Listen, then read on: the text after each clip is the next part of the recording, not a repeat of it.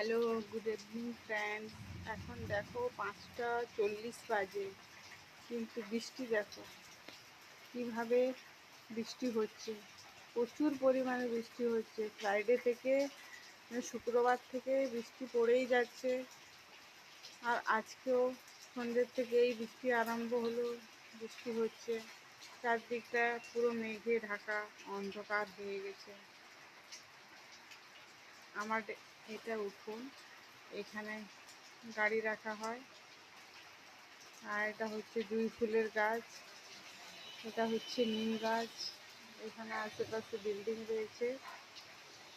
খুবই সবসময় কাজ চলতেই থাকে আশেপাশে, এই জন্য একটু নয়েজ হতে পারে, আওয়াজ।